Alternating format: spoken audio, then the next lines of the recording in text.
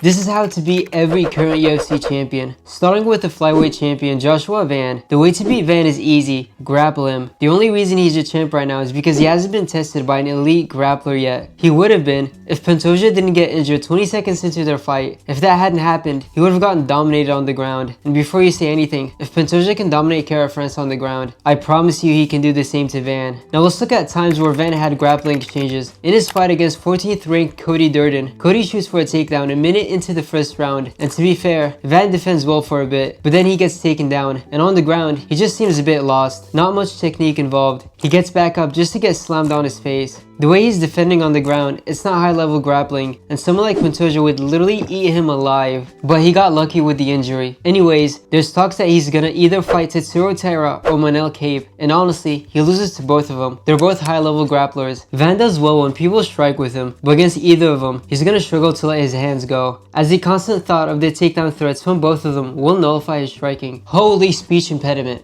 I'm sorry y'all.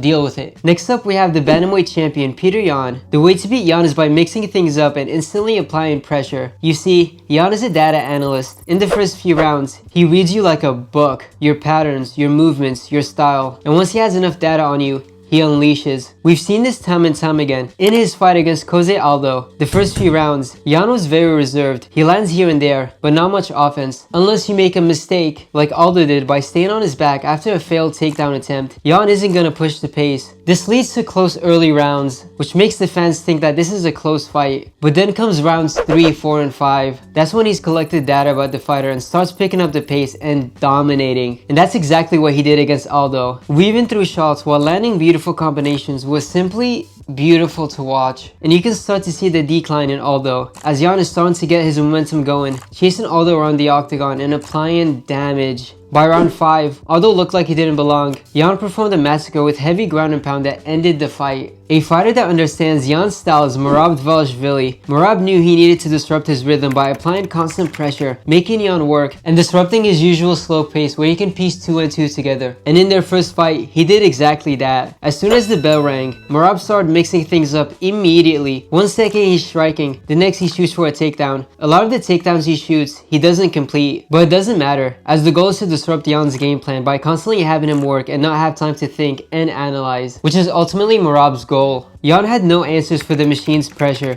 losing via unanimous decision 50-45. Now I know a lot of you guys are gonna comment, Petr Yan beat him in the second fight, which is fair, he improved, but that was Merab's 4th fight in the same year. That's 4 weight cuts. The effects that has on a fighter are astronomical. When they run it back with a fully rested Merab, it's gonna look the same as their first fight, guaranteed. Next up, we have the featherweight champion Alexander Volkanovski. The way to beat him is by cutting off the cage and not allowing him to circle the octagon. You see, Volk's fight IQ is insanely high. He's the definition of a technical fighter, and we've seen that in both of his recent fights against Diego Lopez. Let's analyze their first fight, headlining UFC 314. Every time Lopez would enter the pocket to strike, Volk would disengage, step back, circle the octagon, and re-engage. He does it over and over again. Even when he's the one that enters the pocket to strike, he throws his combinations, disengages, and circles the octagon. Diego Lopez had no answers for this, which is not shocking as he's known to be a brawler. Also, make sure you like and subscribe so you can tell people I've been a day one fan. But the fighter that did have the answer was Ilia and Matador Topuria in their fight headlining UFC 298. Ilia must have studied tape, as he knew exactly what he needed to do. He had Volk on the back foot the entire time, and to slow down Volk's constant circling, he was chopping at them calves like he was chopping wood. He also did an amazing job at slowly pushing him against the cage, so when he got close to it, he would close the cage and strike, where Volk had no other option but to do the same, as he couldn't circle anymore. The plan worked flawlessly, as in the second round, Topuria had him against the cage, lunged into the pocket, and knocked out Volk. I still remember the day it happened. I was on the verge of crying. It took me 2 weeks to recover. Ilia, if I ever see you on the streets, I'm gonna beat you up for beating my idol. It's on site. Ilia Topuria, perdón. Fuck you. Solo jugar. YouTube.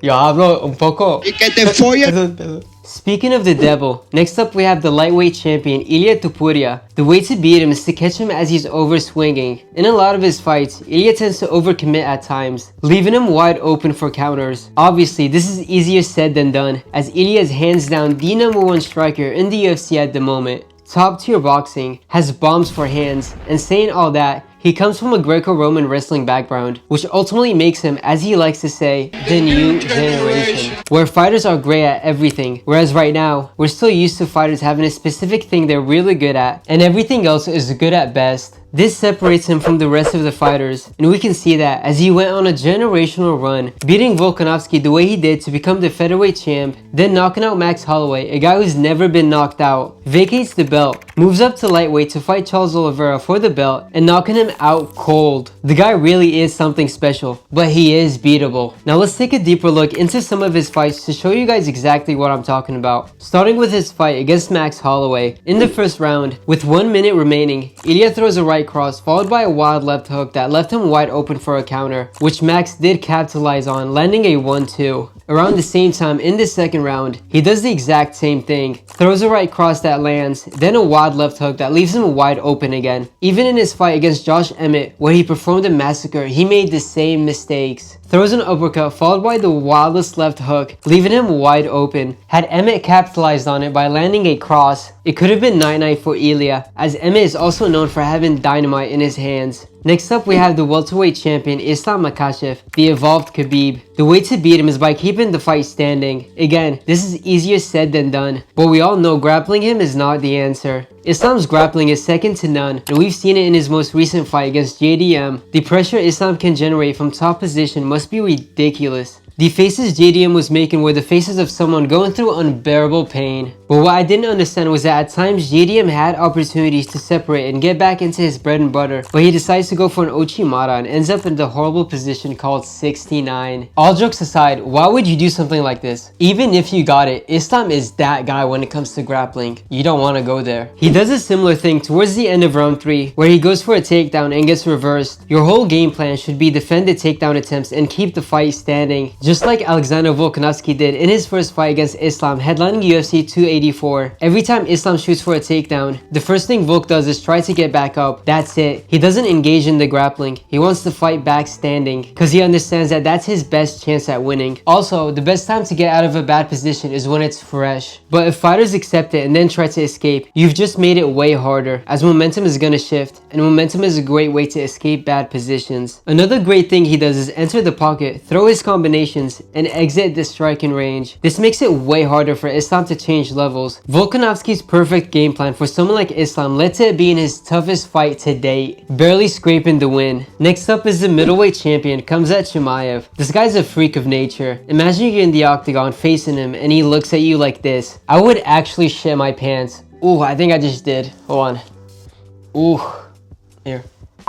The way to beat him is by weathering the storm he brings into the early rounds. We all know what he's gonna do, and no one can stop it. The game plan shouldn't be stopping the takedown. It should be how to minimize the damage while I'm on the ground and make him work for it. Because he is taking you down, whether you like it or not. We all know Chimaev doesn't have a great gas tank, as he tends to gas out in the later rounds. And I know some of you might think he lasted 5 rounds against DDP. But hold on, let me ask you a question. If you had someone in a crucifix 4 times, would you not be fresh as well? DDP genuinely sucked. He looked like he never grappled a day in his life. Chimaev had 21 minutes and 40 seconds of ground control time. That was honestly the least competitive fight I've ever seen in my life. Now if we look at his fight against Kamaru Usman, Usman knew he would get taken down. He knows as long as I don't take damage and make it tough for him to take me down and control me, I'm gonna have my moments in the later rounds. And that's exactly what happened. Chimaev basically stopped shooting for takedowns, as that drops his energy levels significantly, and it ended up being solely a striking match, with rounds 2 and 3 being very close, to the point where a lot of people thought Usman won that fight. Next up we have the lightweight champion Alex Pereira. The way to beat him is by making it a grappling match and stick to him like glue. Pereira is 6'4" and weighs in at a whopping 232 pounds come fight night. That's big, and that's not even the main reason why you shouldn't strike with him. Pereira is a former 2-division Glory kickboxing champion. If that's not enough for fighters to shoot for the legs and stop being delusional, I don't know what to tell you. Let's take a look at his fight against Khalil Roundtree, headlining UFC 307. Before we do that, Roundtree said in an interview he isn't going to shoot for a takedown or grapple with Pereira. I have no intentions on shooting any takedowns or like this is a fight that I'm going to remember for the rest of my life. Well, which part exactly? This part? Okay, let me not get carried away. If we look at the opening bell of the first round, Pereira goes for a front kick, Roundtree catches it, and as he does, Pereira trips on the ground with his back fully exposed. If Roundtree put his pride away and jumped on that back, got the rear naked choke, he literally would have been the light heavyweight champion. And it's nothing to be embarrassed of, it's MMA, mixed martial arts. That's part of the game, brother. Anyways, Roundtree put a good fight, but he got outclassed, losing via TKO in the 4th round. Now let's look at Pereira's fight against Jan Blachowicz.